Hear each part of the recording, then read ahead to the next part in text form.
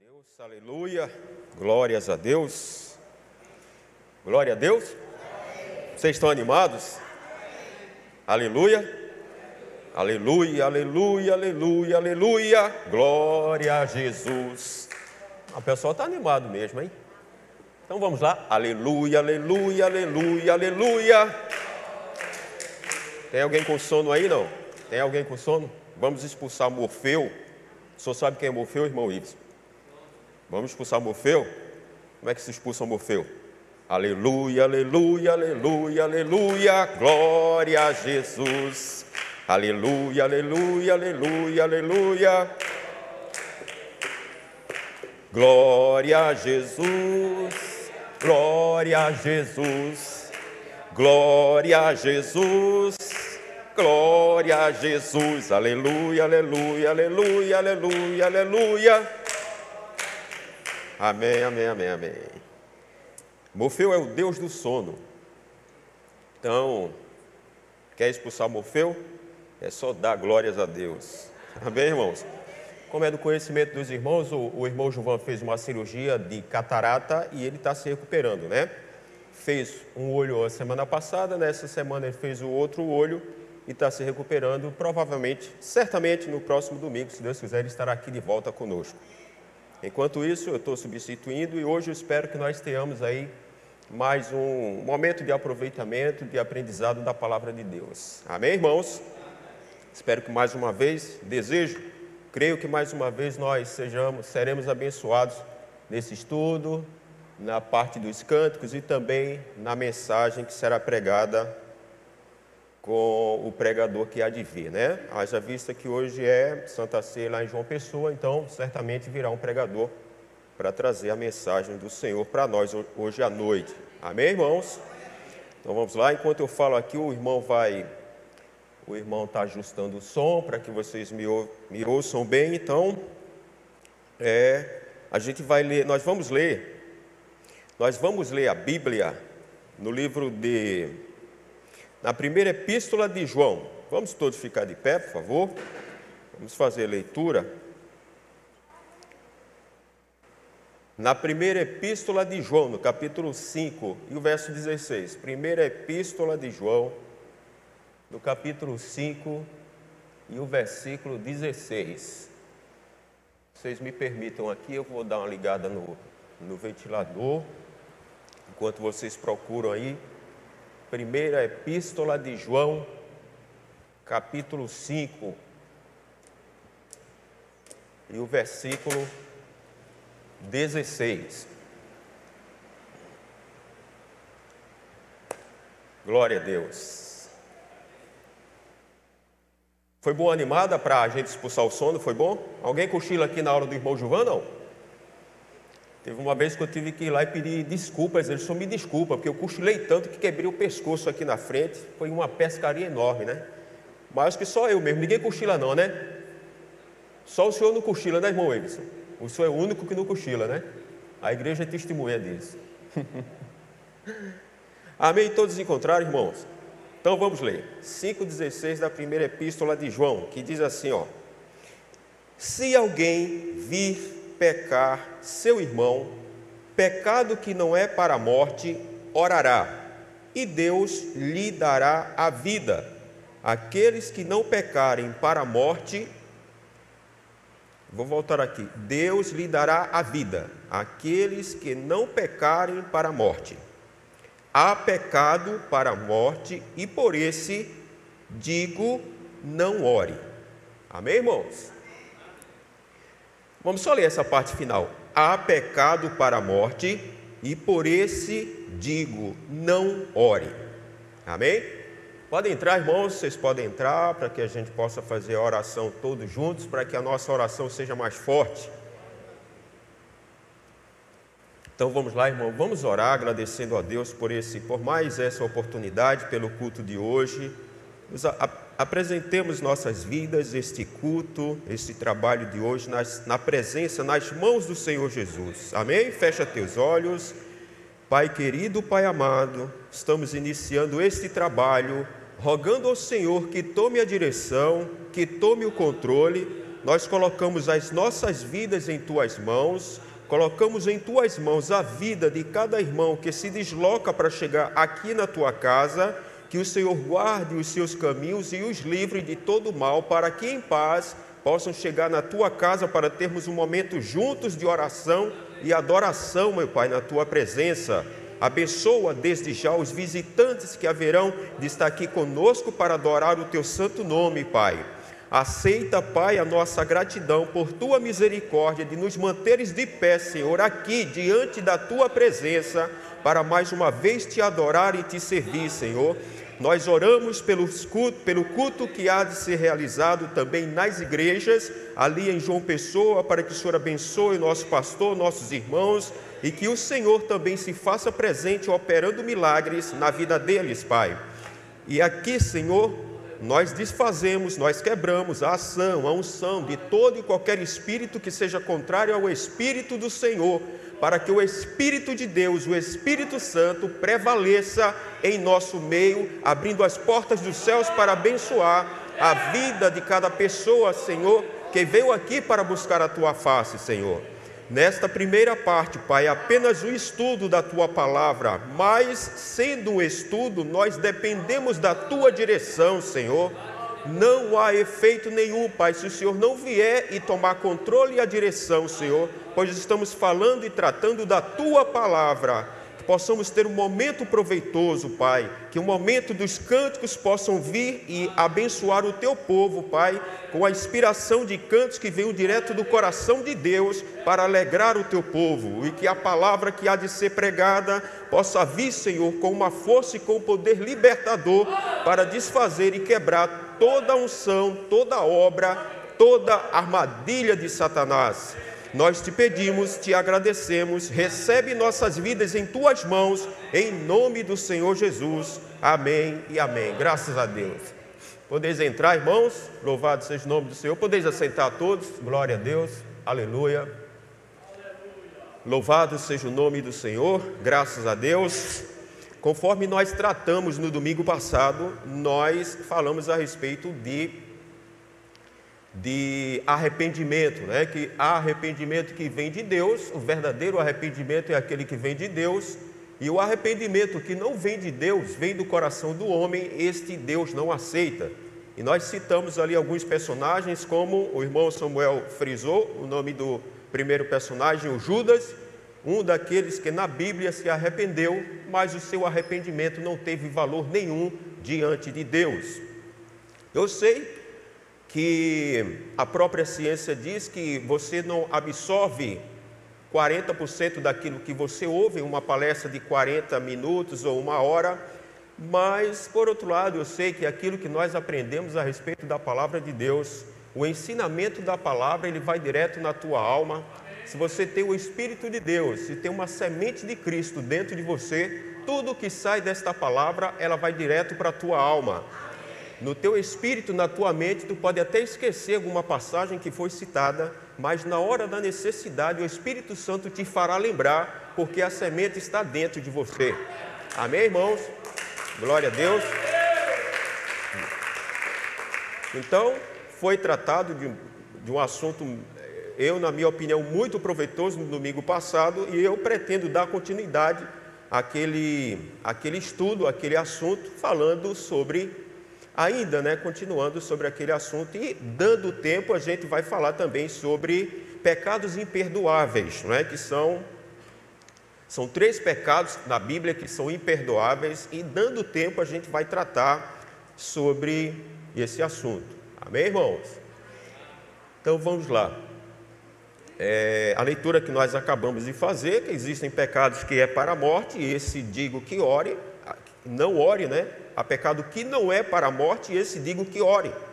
Mas aquele que é para a morte, eu te digo, não ore. Só de você orar, se você orar por alguém que comete um pecado de morte, você está contra a palavra. Deus não aceita esse tipo de oração, de intercessão. Muitas vezes são pessoas que nós amamos, queridas, que estavam no nosso meio, mas saíram daqui e praticaram pecados que ofenderam diretamente o Espírito Santo, e isto é um pecado para a morte. Amém, irmãos? Isto é um pecado para a morte. Eu sempre vou pontuar com amém para que vocês respondam e a gente não dê lugar para o sono. Então, quando eu falar amém, vocês respondem, porque um amém nosso bota o sono para correr. Amém, irmão? Glória a Deus, aleluia. Glória a Deus. Então, como saber, uma pergunta dentro daquilo que nós estudamos domingo passado, aquele assunto que eu falei no domingo, se eu fosse tratar detalhado, no passo a passo, seriam 3 domingos só para falar aquilo que eu falei no domingo, que eu citaria mais personagens bíblicos, eu citaria passagens proféticas, experiência que ele viveu. Então, só no domingo passado a gente trataria ali nos 3 domingos. Então, eu estou procurando resumir, porque o nosso tempo é curto, e eu tenho certeza que mesmo assim Deus vai continuar nos abençoando. Então, se a palavra foi a respeito de arrependimento, e nós falamos sobre arrependimento que vem de Deus e o que não vem, citamos Judas, citamos Saul e citamos o Esaú. O Saul, ele pecou porque ofereceu um holocausto a Deus que não era o dever dele, não era a autonomia para ele prestar um culto, um holocausto ao Senhor. Aquilo era próprio para o sacerdote Samuel. E ele tomou a frente e ali ele quebrou, ele desrespeitou o sagrado, o mandamento de Deus, não é? O Saul, da mesma forma, tinha primogenitura. A primogenitura de Saul é como a nossa eleição. Deus nos escolheu, Deus nos predestinou, Deus nos separou para nos levar para o arrebatamento. Então, aquilo é o que representava a primogenitura de Esaú. E ele simplesmente desprezou, dando prioridade a um prato de sopa, um prato de lentilha, não é? Então, se arrependeram, e nós falamos aqui, arrependimento que vem de Deus e arrependimento que vem do homem. O que vem de Deus é o único que é aceito. O que vem do homem, Deus não aceita. Judas se arrependeu, Deus não aceitou. Saul se arrependeu, não teve a unção de volta. Esaú se arrependeu, e Paulo diz que ele buscou com lágrimas, clamou, berrou e não teve a sua primogenitura de volta. Ou seja, ainda se arrependendo, não teve a sua bênção de volta. Agora, como é que eu sei, como saber se o meu arrependimento ele vem de Deus? Como saber se o meu arrependimento é verdadeiro, se veio de Deus ou se veio do meu coração? Porque se não vier de Deus, não tem valor. Não adianta eu me arrepender, chorar, clamar, gritar, saltar, fazer espetáculo aqui na frente, parecer, sabe, aquele tipo de crente que ele quer se destacar, ele quer chamar a atenção porque ele é muito mais crente do que os outros. Não adianta fazer nada daquilo, aquele espetáculo todo, pular, correr, saltar. Se o arrependimento daquela pessoa não vier de Deus, não tem valor nenhum. Por isso que nós temos uma igreja hoje com muitos bancos vazios. Porque se todos aqueles que uma vez foram lavados, foram batizados no tanque ali de batistério, se realmente eles se arrependessem de verdade, tivesse vindo de Deus, essa igreja estava faltando banco aqui, nós temos que colocar mais bancos. Então, vocês se lembram do centro de convenções, que mais de 60 foram à frente naquele culto que foi feito lá de evangelismo? Não é? Dezenas, naquela mesma noite, foram batizados nas águas, confessando o arrependimento. Por que 99% daqueles não estão mais aqui conosco? Prova que aquele arrependimento foi superficial, foi um arrependimento que veio do coração deles, nunca veio do coração de Deus, porque se tivesse, estariam aqui como eu estou, como você está. Amém, irmãos? Então, como é que eu vou saber se o meu arrependimento vem de Deus ou é do meu coração? Como é que a Bíblia, o que é que a Bíblia tem para me mostrar se o meu arrependimento, para me dar certeza se é de Deus ou se não é? Porque se não for de Deus, eu estou aqui hoje, amanhã eu estou fora. Se não for de Deus, eu estou aqui com vocês hoje, aqui na frente, pregando, dando aula, me alegrando, cantando, e no futuro eu estarei ou de volta na denominação, ou então no mundo. Mas se for de Deus, eu ficarei aqui até a vinda do Senhor. Amém? Então, aleluia. Como é que eu posso saber que se veio de Deus? A resposta a gente encontra no livro de Mateus, no capítulo 3. Se você puder abrir a sua Bíblia, eu sempre vou pedir para vocês abrirem a Bíblia. Se puder abrir, também se quiser acompanhar. Mas é bom que a gente abra e leia. Como saber se meu arrependimento veio de Deus? É São Mateus, capítulo 3, que nós vamos encontrar a resposta.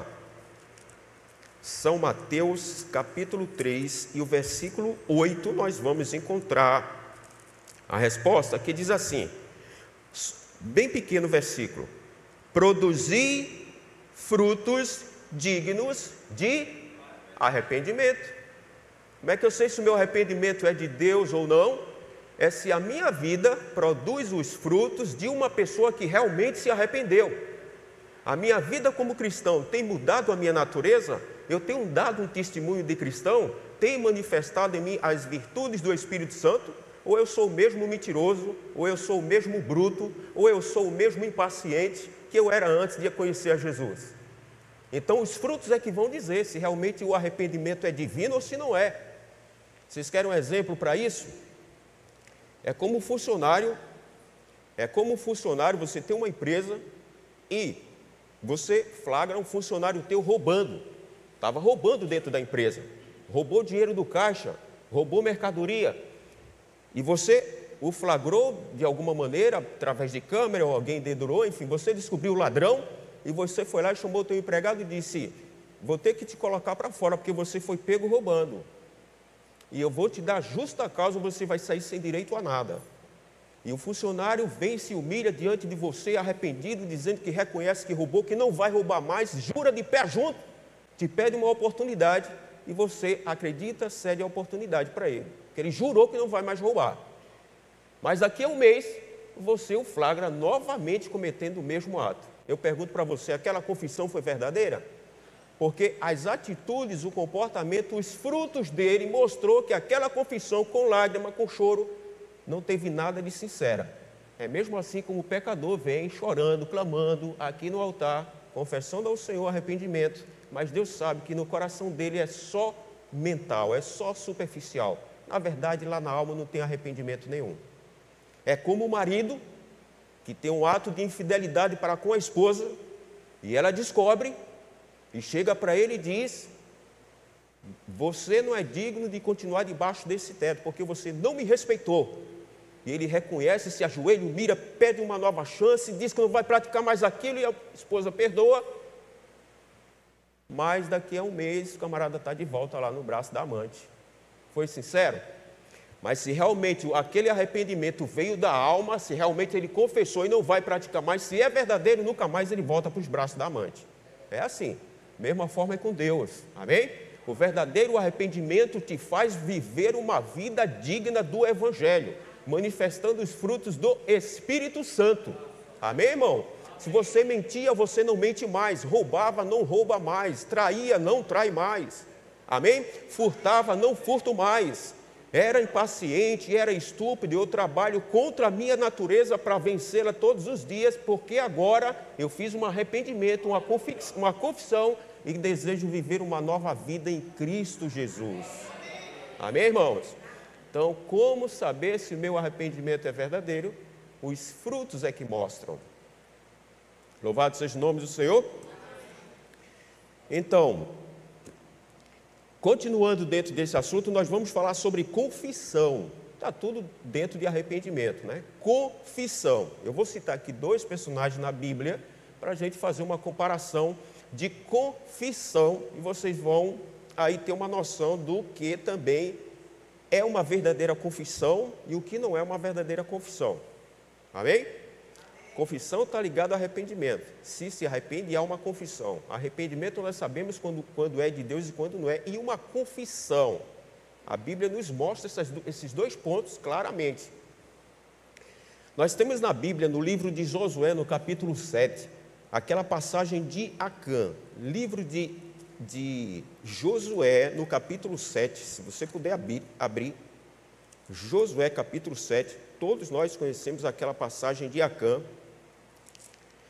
que diz assim, no versículo 19, diz assim: então disse Josué a Acã, 7:19 de Josué, disse Josué a Acã, filho meu, peço-te glória ao Senhor. Ou seja, essa palavra quando ele disse, filho meu, dá-me, peço-te glória ao Senhor, ele está dizendo para a glória do Senhor. É o mesmo que ele dizer, filho, em nome de Jesus, para a glória de Deus. Dize, o Deus de Israel, faze confissão perante ele, e declara-me agora o que fizeste, não me ocultes. E Acã, aqui no versículo 20, ele confessa, disse a Josué que verdadeiramente pecou contra o Senhor, houve uma confissão aqui, não é? Agora nós vamos comparar, irmãos, Segura essa escritura aí na tua mente. Nós vamos comparar essa escritura com a escritura de 2 Samuel, capítulo 12, que é o mesmo quadro, semelhante a esse, o mesmo quadro, com personagens e ações diferentes, mas com o mesmo significado. 2 Samuel, capítulo 12. É o pecado de Davi. E a palavra nos fala assim, ó. E o Senhor enviou Natã a Davi, 2 Samuel 12, a partir do primeiro versículo. O Senhor enviou Natã a Davi. E apresentando-se ele a Davi, disse-lhe: havia numa cidade 2 homens, um rico e outro pobre. O rico possuía muitíssimas ovelhas e vacas, mas o pobre não tinha coisa nenhuma, senão uma pequena cordeira que comprara e criara. E ela tinha crescido com ele, ou com seus filhos, do seu bocado comia e do seu copo bebia, e dormia em seu regaço, e a tinha como filha. Verso 4.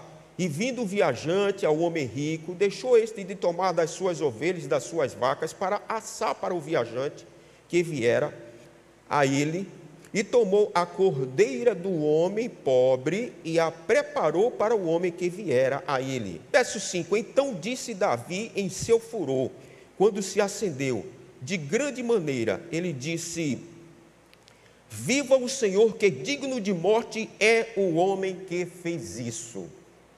Então, eu estou mostrando 2 quadros de homens na Bíblia que pecaram, sendo que vocês sabem que Davi, lá na frente, alcançou o perdão de Deus. Ele confessou no Salmo 51 e recebeu de Deus o seu perdão. Amém? Agora, perceba uma coisa nesses 2 personagens. O irmão Caleb, sexta-feira, ele falou uma coisa muito interessante. Ele disse assim: por que Deus não disse diretamente a Josué que o pecador, quem escondeu, quem trouxe, colocou a mão no anátema foi o Acã? Por que ele não falou logo? Ele disse: tem pecado no meio, arrepende-te e procura descobrir, porque senão vocês não vão vencer a batalha. E Josué teve que correr atrás para descobrir quem era o anátema. E Caleb disse: Deus dá tempo para que o homem reconheça o seu erro e se arrependa. Porque em Apocalipse diz: dei-lhe tempo para que se arrependessem. Ele sempre dá um tempo para que o homem se arrependa. Ele chamou o Caim e disse: onde está Abel, teu irmão? Como é que é? Sei lá, será eu o cuidador do meu irmão? Não é? E Deus disse: o sangue dele clama a mim. E o Caim disse que agora, dali para frente, quem o encontrar vai o matar. E Deus diz assim: eu vou colocar um sinal em você, para que todo aquele que te encontrar não te mate. Este sinal vai te impedir de morrer. O que é que Deus estava dizendo? Eu vou colocar esse sinal em você, porque eu quero que enquanto você estiver com vida aqui na terra, você tenha a oportunidade de se arrepender e voltar para mim.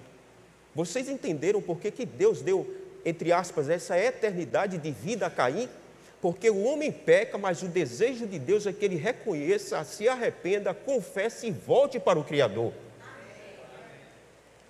Porque a palavra dele tem que se cumprir. Ele é bondoso, ele é paciente, ele é longânimo, ele é tardio em irar-se.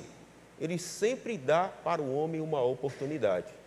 Pois o que ele fez para Caim, o Acã percebeu todo aquele rebuliço, as perdas que houve, os danos, os prejuízos, as mortes que teve no exército de Israel, e naquele momento ele poderia sentir uma sensibilidade no seu coração, um temor do Senhor, e confessar tudo antes que fosse pressionado a confessar.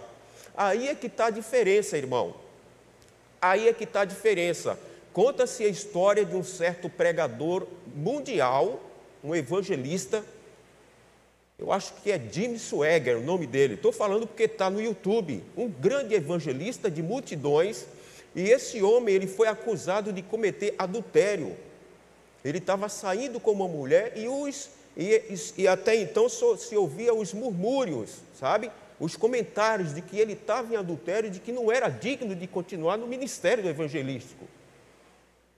E ele continuou como se nada tivesse acontecendo, só encobrindo aquilo, sabe, encapando aquela sujeira, até o momento em que alguém, olha, fotografou, filmou, publicou aquilo, trouxe à tona, se tornou conhecido, o ato se tornou conhecido mundialmente.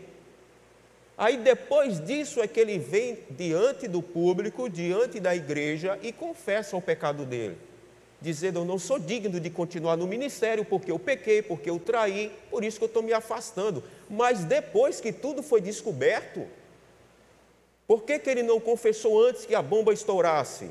Então esse tipo de confissão, depois que tudo é revelado, depois que todo mundo está sabendo, não adianta nem mais o camarada esconder, porque tem registros do pecado dele, do erro dele. Esse tipo de confissão, depois que o mundo todo está tomando conhecimento, depois que a tua empresa, o teu patrão, os teus colegas, todo mundo sabe do erro que você praticou, tua vizinhança já sabe de todas as sujeiras que tu cometeste, aquilo na igreja todo mundo já está sabendo, aí vem e confessa. Esse tipo de confissão não convence a Deus, amém? Deus não aceita confissão sob pressão. Por isso que o Acã colocou a sua família em risco, não colocou em risco, mas colocou a vida da sua família em jogo. Todos desceram para a sepultura. Se você continuar lendo, você vai ver que ele confessa para Josué, mas esse tipo de confissão não tem mais valor, não tem valor diante de Deus.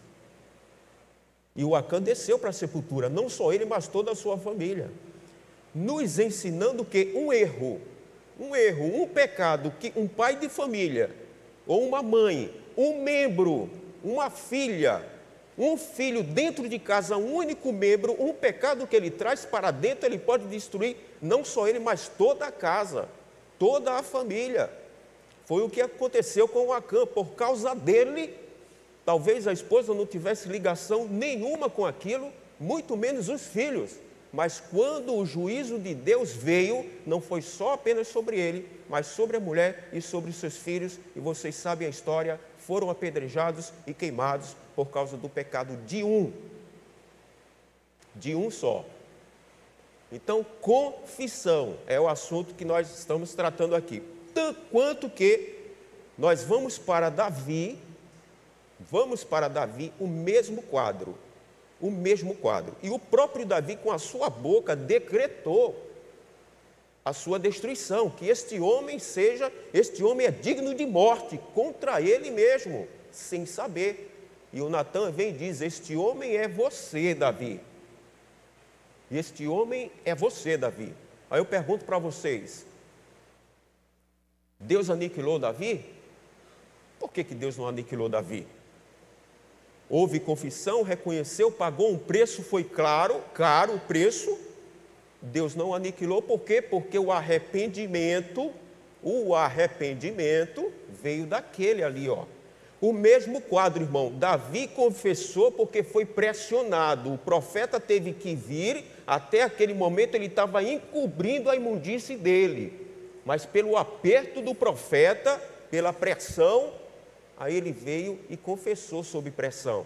Teve que pagar um preço alto, porque se ele tivesse confessado antes da repreensão de Deus, ele não teria pago um preço tão doloroso como ele pagou lá na frente, que nós conhecemos a história. Mas, contudo, recebeu o perdão de Deus. Por quê? Porque a confissão, o arrependimento, não veio do coração do homem, mas ele deu lugar a Deus para que o verdadeiro arrependimento viesse ao coração dele. Amém, irmãos? Essa é a diferença. É quando o pecador genuinamente se arrepende e quando aquele arrependimento é apenas superficial. Amém, meus irmãos? Louvado seja Deus. Então, vamos entrar agora no último tema, espero que dê tempo ainda, sobre pecados imperdoáveis. Aliás, tudo aquilo que nós falamos já aqui até agora está relacionado entre pecados e pecados imperdoáveis. Pecados que Deus aceita, desde que o pecador se arrependa, e pecados que são imperdoáveis. Ainda que o pecador se arrependa, Deus não o perdoa, porque o arrependimento veio do seu próprio coração. Então, pecados imperdoáveis. Agora nós vamos entrar. Amém, aleluia, glória a Deus. Amém. Eu tenho que dar um aleluia, porque senão aqui abre a boca também. Se eu abrir a boca, vocês vão correr, porque é grande, viu? Porque não tem aquela coisa, quando você vê alguém abrindo a boca, dá vontade de você abrir também, né? É um mistério que tem um segredo, né? Alguém está do teu lado, abre a boca e deu vontade de abrir a boca aqui, eu tenho que dar um aleluia, glória a Deus, porque eu vi gente abrindo boca ali. Aí é bom que vocês não queiram arriscar, porque se eu abrir, gente vai correr, viu? Mas vamos lá, ó. Pecados imperdoáveis. Alguém poderia citar aqui um só pecado imperdoável? Eu citei 3, foram os 3 que eu encontrei na Bíblia e também baseado naquilo que o profeta nos ensina. Quem poderia citar aí um pecado imperdoável? Um pecado, eu sei que vocês sabem, um pecado imperdoável. A blasfêmia contra o Espírito Santo. Vamos dar uma salva de palmas para o Senhor Jesus? Amém. Glória a Deus. Eu estou aqui aprendendo mais com vocês do que estou ensinando. Blasfêmia contra o Espírito Santo. Muito bom. Alguém cita mais outro? Tenho 3 aqui, faltam 2. Tem mais algum aí? Alguém se lembra de mais um pecado? Mais um pecado que é imperdoável? Pois vou falar para vocês um bem simples que vocês sabem, mas está perdido lá na mente de vocês. É o perdão. Perdão. Se você não perdoar, você também não recebe perdão. Então já estamos no segundo. Blasfêmia contra o Espírito Santo. Vamos dar uma leitura aqui onde o próprio Jesus falou sobre isso, que é São Lucas capítulo 12. Vamos ver ler aqui as próprias palavras do Senhor Jesus. São Lucas capítulo 12, que diz assim, ó. 12:10. Senhor, muito obrigado, irmão. Olha, 12:10 de São Lucas, o Senhor Jesus disse assim: e a todo aquele que disser uma palavra contra o Filho do Homem, ser-lhe-á perdoada, mas ao que blasfemar contra o Espírito Santo, não lhe será perdoado. Amém? Blasfêmia contra o Espírito Santo, que falou ali o irmão Samuel. Agora, sobre o perdão, vamos lá, a leitura do perdão, São Mateus capítulo 6, antes de Lucas, né? Mateus 6, vamos ver o que é que diz a palavra aqui, para ver se encaixa com a afirmação que eu acabei de fazer aqui. Mateus 6, versículo 14. Aleluia, louvado seja Deus. 6:14, diz assim, ó: porque se perdoardes aos homens as suas ofensas, também vosso Pai Celestial vos perdoará. Vos perdoará. Amém? Olha aí. Se você perdoar os pecados que os homens cometem contra você, o vosso Pai também perdoará a vós. Então, se eu não perdoo aqueles que me ofendem, eu não sou digno nem de fazer a oração do Pai Nosso que Jesus ensinou, porque tem um trecho que diz: assim perdoa as minhas ofensas, assim como nós perdoamos aqueles que nos têm ofendido, não é isso? Então eu estou mentindo nessa oração, ela não tem valor, Deus não olha, não ouve, porque se eu estou dizendo que perdoo, mas eu carrego raiz de amargura contra alguém que me ofendeu, pessoas que me fizeram mal antes de conhecer a Cristo, fui batizado, recebi o batismo em nome de Jesus, participo da mesa daqui do Partir do Pão, da Santa Ceia, eu trago as minhas ofertas, e o Senhor Jesus disse que não traga a sua oferta até o altar se você tem algo contra o seu irmão, ou seja, se você não perdoou, se você tem raiz de amargura.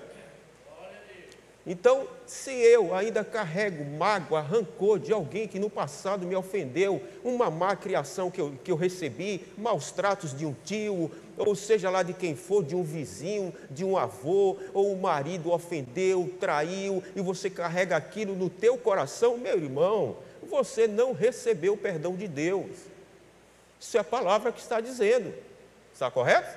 Então, pecado imperdoável, blasfêmia contra o Espírito Santo e o não perdoar. Se eu não perdoar, eu não vou receber o perdão do Pai. Então, desses 3 pecados imperdoáveis, esse é o único que é reversível. Ou seja, eu tenho o poder, eu tenho a liberdade de reverter esse quadro. Porque se tem alguém no meu coração aqui que eu guardo mágoa, rancor, Eu posso confessar aqui diante do Senhor, o altar está aqui, olha. Está aqui o altar, eu chegar e dizer, Senhor, eu coloco aquela pessoa de agora em diante na tua mão, Pai. Tira do meu coração essa mágoa, esse rancor, eu entrego essa pessoa na tua mão. Está aqui, Pai, eu perdoo, eu abro a minha alma. Amém. E se for possível, eu vou lá até aquela pessoa e falo para ela, olha, você me perdoa, tá? Nós tivemos um arranhão no passado, um desentendimento, mas daqui para frente meu coração com você está limpo. Eu não sou...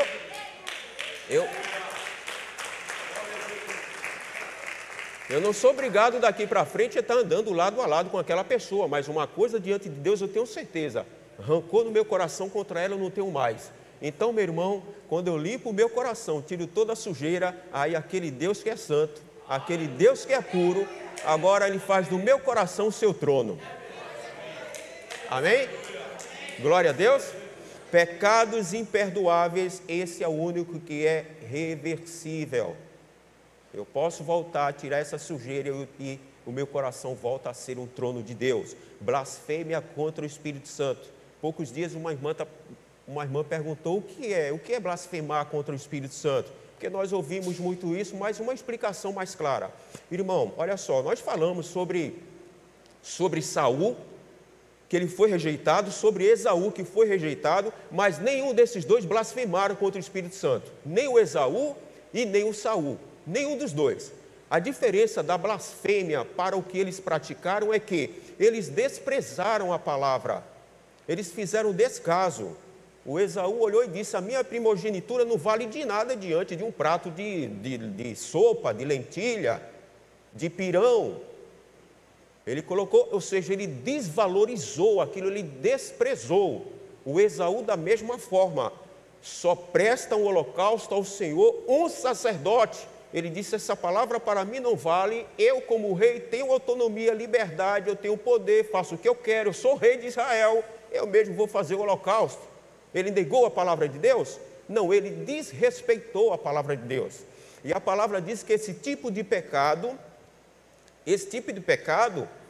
chama-se apostasia. A apostasia que nós vamos falar que isso é o terceiro pecado. Tá? Falamos sobre o não perdoar, estamos em blasfêmia contra o Espírito Santo e já entramos aqui na apostasia, que é o que eles fizeram, eles desprezaram. E o profeta disse que todas as denominações, ele cita nomes. Eu não vou citar aqui porque eu já estou vendo visitantes aqui, eles podem se magoar com isso, mas é uma verdade. Ele disse todas as denominações, elas se tornaram apóstatas. Por quê? Porque elas negam trechos das Escrituras. Apostasia é negar a Escritura, amém, irmão? É negar uma passagem. Ele disse a Eva foi uma apóstata. Por que a Eva foi uma apóstata? Ela colocou uma palavrinha com apenas 3 letras.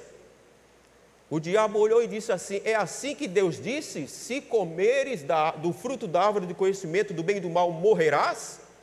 Ela disse sim, e o diabo veio com 3 letrinhas e disse, não, certamente não morrerás. Deus disse, morrerás. A serpente, não morrerás. Foi esse não que fez com que ela negasse toda a Escritura, toda a palavra de Deus e a tornou uma apóstata. Amém? Vocês entenderam que a apostasia é negar a palavra.